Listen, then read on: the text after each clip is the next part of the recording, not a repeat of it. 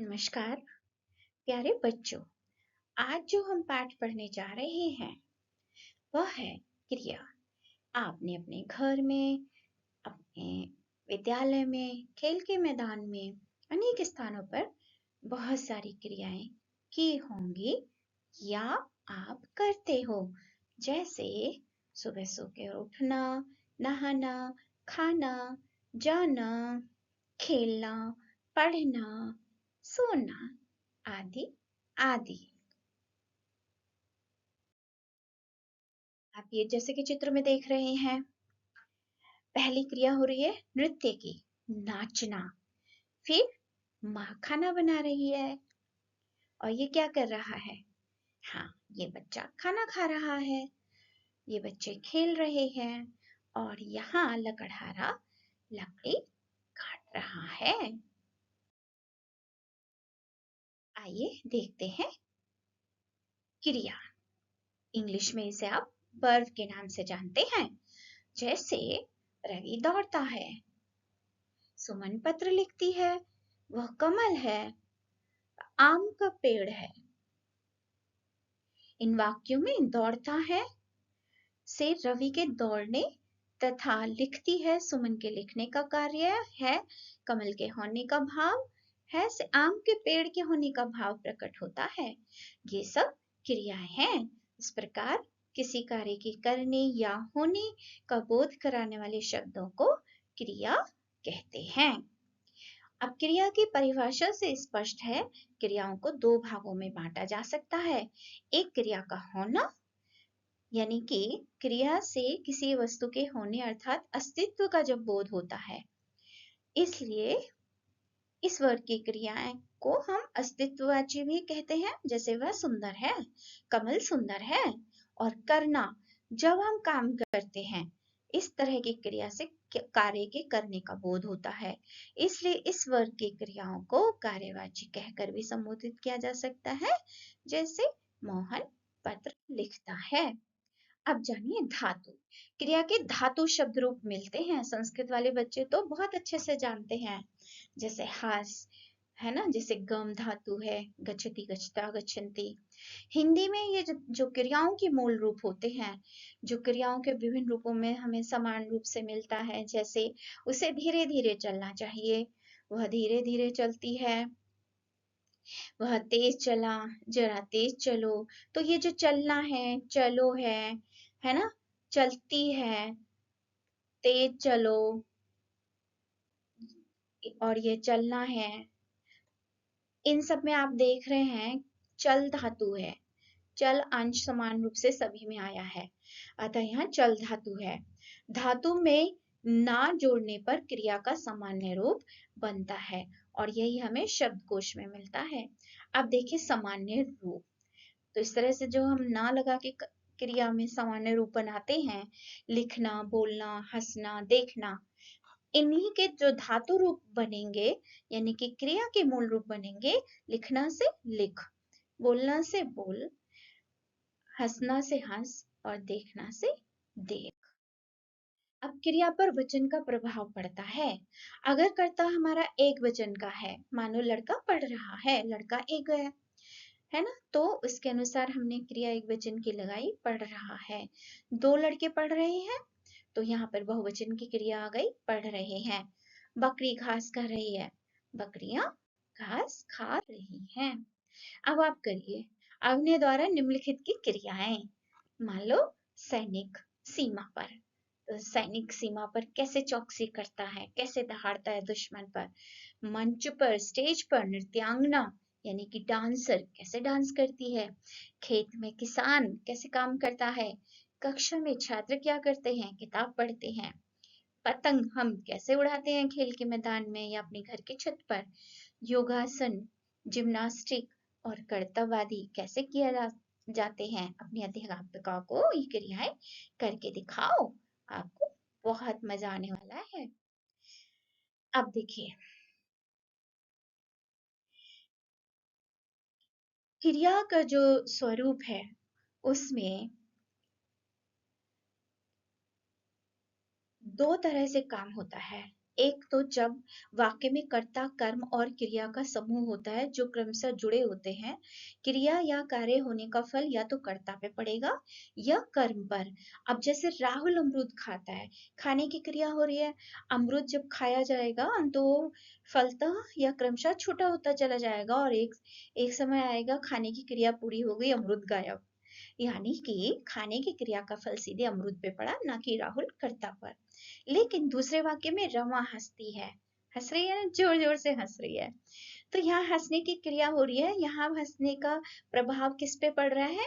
रमा पे पड़ रहा है। हंसते हंसते इसका मुंह खुल जाएगा, वो आनंदित हो जाएगी, खुश हो जाएगी। और यहाँ ऑब्जेक्ट तो है ही नहीं। आप जानते हैं कि वाक्य में 3 अंग होते हैं। कर्ता सबसे पहले, फिर कर्म और फिर क्रिया। और कुछ वाक्यों में कर्म गायब होता है, सीधे कर्ता के बाद क्रिया आ जाता है या क्रिया विशेषण शब्द साथ में आ जाते हैं। तो इन्हीं आधार पर हम निश्चित करते हैं, जहां कर्म है, सैंडविच शब्द है, सैंडविच बन जाता है। जैसे आप जानते हैं कि 2 ब्रेड की स्लाइस लो और बीच में आलू आदि स्टफ भर दो, सैंडविच बन गया। तो जो आलू वाला स्टफ वाला पार्ट है वही कर्म है वाक्य में। एक तरफ कर्ता है, एक तरफ क्रिया है और बीच में कर्म है, ऑब्जेक्ट है, जिसका पता हम किसको लगा के, प्रश्न लगा के जब हम उत्तर पाते हैं तब हम पता कर लेते हैं कि यह वाक्य सकर्मक है या अकर्मक। अगर किसको लगा के जवाब मिल रहा है या जहां पर वाक्य में कर्म कारक है वहां सकर्मक क्रिया पाई जाती है। और जहां कोई ऑब्जेक्ट, कोई वस्तु, संस्था, व्यक्ति नहीं है कर्ता के बाद और क्रिया से पहले, सीधा क्रिया का फल कर्ता पे पड़ रहा है। जैसे लड़की सो रही है, सोने का प्रभाव लड़की पे पड़ रहा है, उसकी आंखें बंद हो गई हैं, वह निढाल होके बिस्तर पे पड़ गई, तो सोने की क्रिया हो रही है, यानी कि सोने का प्रभाव लड़की पर सीधे पड़ रहा है, तो ये अकर्मक क्रिया है। लेकिन राहुल चॉकलेट खा रहा है, तो चॉकलेट खाएगा, चॉकलेट धीरे धीरे कम होती जाएगी, है ना, खाने की क्रिया हो रही है। तो ये हमारा वाक्य हो गया सकर्मक, और जबकि ये हमारा सोने का हो गया अकर्मक। तो कर्म के आधार पर ये क्रिया के 2 मुख्य भेद बच्चों होते हैं। अब आइए विस्तार से जानते हैं। इस तरह जब क्रिया का फल सीधे कर्ता पर पड़े और वहां कर्म यानी कि ऑब्जेक्ट ना हो तो वहां अकर्मक क्रिया होगी। जैसे मीरा हंसी। अब ऑब्जेक्ट तो जैसे हम आसमान में ये भी पा सकते हैं, लेकिन फिर हम कैसे पता करेंगे? तो उसका आधार है कि ऑब्जेक्ट के बाद में कारक, कर्म कारक ना होकर कोई और कारक है। अब जैसे यहाँ अधिकरण कारक है, पतंग आसमान में उड़ती है, तो चूंकि यहाँ पे अधिकरण कारक है, कर्म कारक नहीं है, इसलिए इससे पता चलता है यहाँ पर सकर्मक क्रिया नहीं है। किसको यानी कि कर्ता के बाद में किसको फिट हो जाए या ऑब्जेक्ट के बाद को शब्द जुड़ जाए, को अंडरस्टूड हो, को फिट हो जाए, तभी वहां पर सकर्मक क्रिया होगी।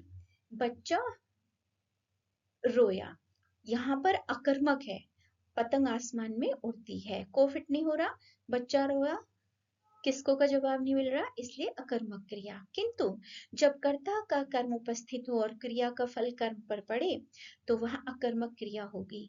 जैसे राम ने रावण को मारा, दीपक ने सेब खाया, मोहन कहानी की पुस्तक पढ़ रहा है। मोहन किसको पढ़ रहा है? कहानी की पुस्तक को। दीपक ने किसको खाया? सेब को खाया। राम ने किसको मारा? रावण को मारा। तो सबके जवाब हमें मिल रहे हैं, इसलिए यह सकर्मक क्रिया है। आओ और विस्तार से जानते हैं। कर्म के आधार पर क्रिया के भेद, सकर्मक और अकर्मक क्रिया। अभी हमने जैसे कि उनके उदाहरण वाक्य देखे। और देखिए, क्रिया, सकर्मक क्रिया कर्म की अपेक्षा रखती है, जबकि अकर्मक क्रिया कर्म की अपेक्षा नहीं रखती। जैसे शीला हंसती है, प्रदीप सोता है, अकर्मक क्रियाएं। सकर्मक क्रिया जहां कर्म की अपेक्षा क्रिया रखती है, जैसे मोहन ने चित्र बनाया, है ना, चंचल खाना बनाती है। तो खाना है, पकाना है, पीना है, पढ़ना है, ये मूलतः सकर्मक क्रियाएं मानी जाती हैं। बच्चों, कभी कभी अकर्मक क्रिया सकर्मक भी बनाई जाती है। जैसे वह रो रहा है, अकर्मक, अब इसको सकर्मक कैसे कन्वर्ट कर सकते हैं? वह अपना दुखड़ा रो रहा है, अब दुखड़ा के बाद को फिट हो जाएगा, वह अपने दुखड़े को रो रहा है, सकर्मक।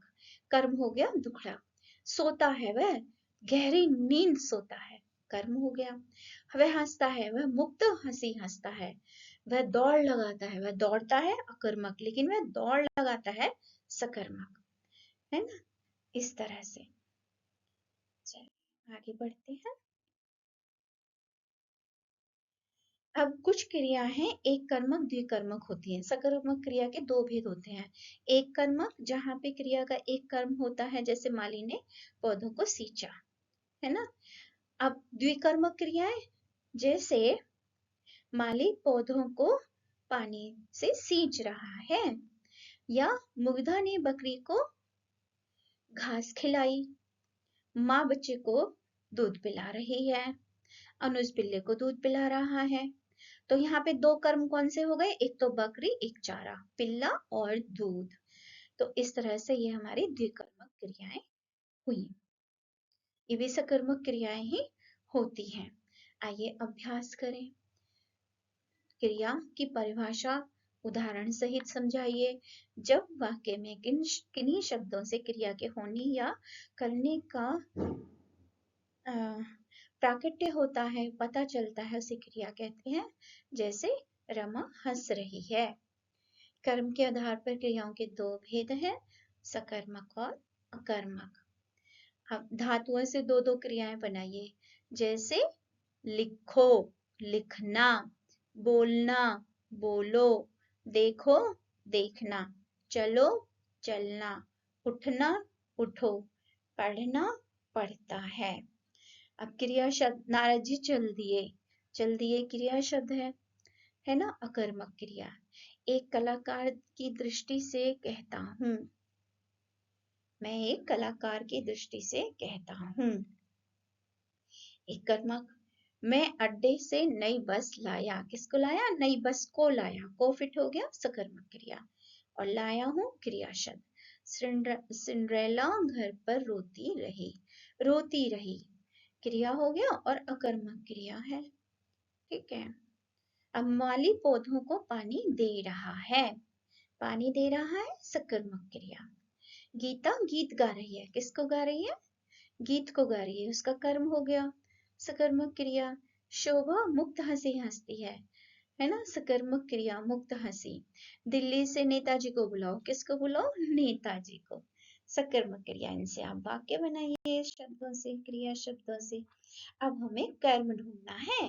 गीता गीता पुस्तक पढ़ रही है, तो गीता कौन सी पुस्तक पढ़ रही है, गीता पुस्तक को पढ़ रही है, तो यहाँ पे हमारा कर्म हो गया गीता पुस्तक। पादरी बाइबल पढ़ता है, बाइबल हमारा कर्म हो गया। रमन ने दौड़ में हिस्सा लिया, दौड़ में हिस्सा, यह हमारा कर्म हो गया।